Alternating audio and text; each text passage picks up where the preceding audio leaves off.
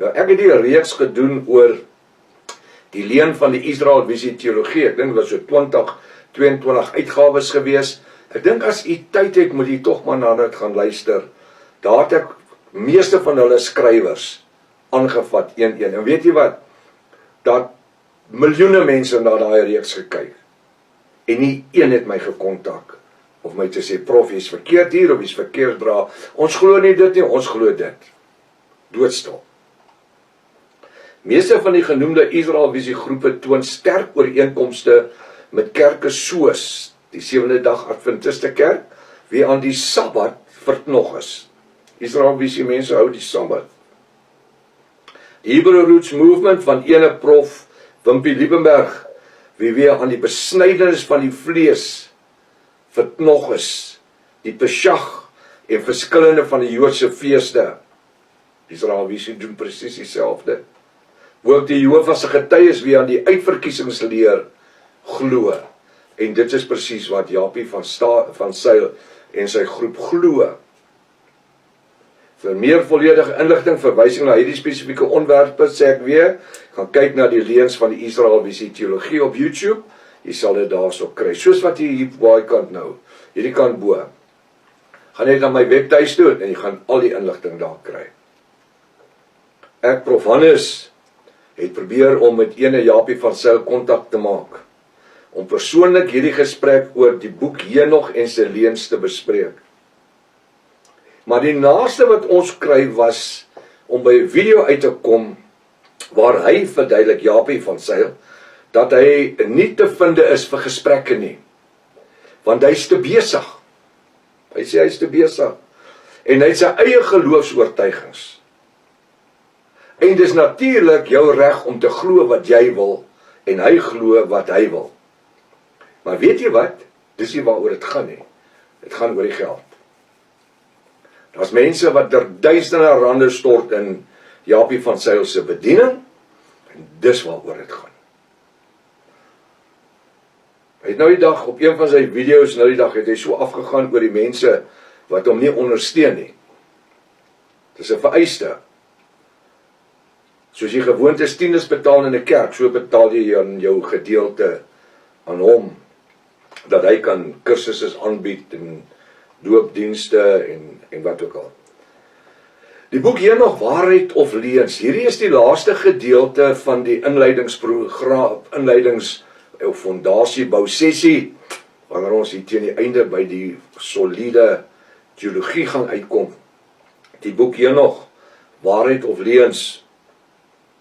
Sonder dat ek, dis Prof Hannes natuurlik ooit besef het, ek sê altyd ek, want as jy uit 'n boek uitpraat, dan sê die skrywer die ek. So ek sê altyd Prof Hannes, dis ook myself like nie, dis net dat u weet, dit kom van my af.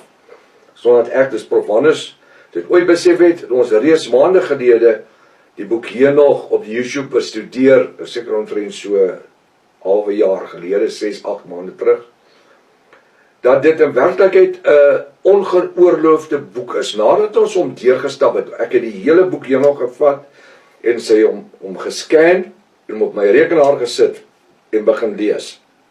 Punt 1, punt 2, punt 3, reg tot op die einde. Elke woord, elke ding het ek uit die boek Henog uitgebring. Ek jou een ding sê, ek het party aande na ek opgeneem het ek eintlik gesit en lag vir myself, in terme van die goed wat in die boek Henog geskryf is, wat as godsdienstige en teologiese dogmatieke waarheid deur die Israel Visie mense as die waarheid verkondig word, en dan glo hulle daai goed.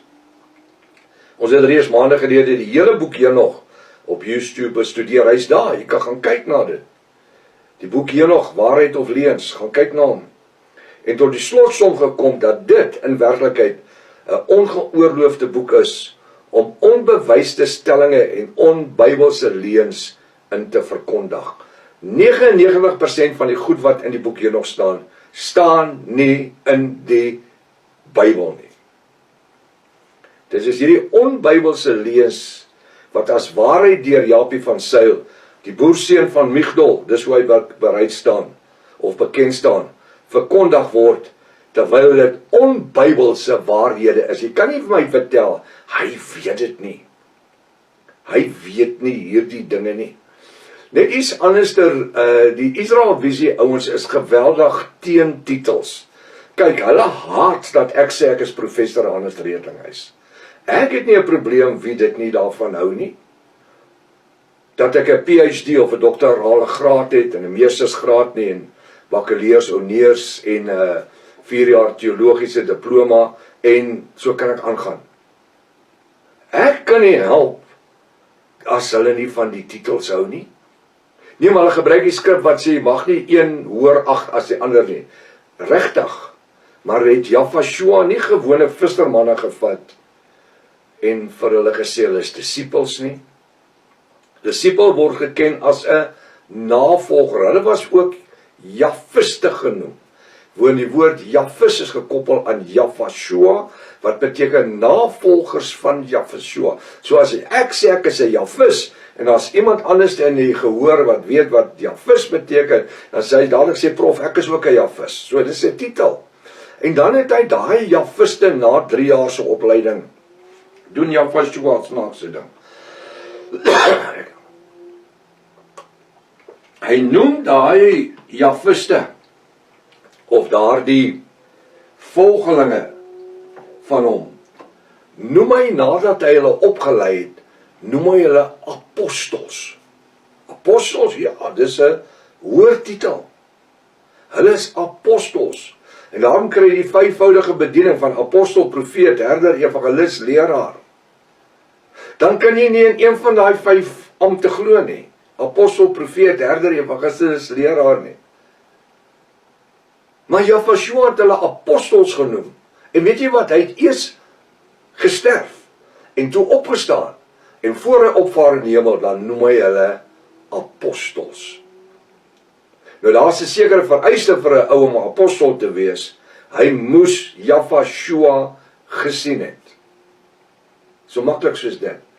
En dan het jy ouens soos pastoor Art Boshoff, wat homself apostel Art Boshoff noem, en Nikkie van der Westhuizen, wat skielik apostel Nikkie van der Westhuizen geword het, Theo Wolmerans, wat skielik apostel Theo Wolmerans, is almal Abonado, daai Suid-Amerikaner, hy glo, hy is apostel Abonado, en hy het almal in Suid-Afrika kom apostels maak, maar hulle ingeskakel onder sy netwerk. Nee, die Bybel sê om 'n apostel te wees, die vereiste is, die nommer 1 vereiste is, jy moes Jafashua lewendig gesien het.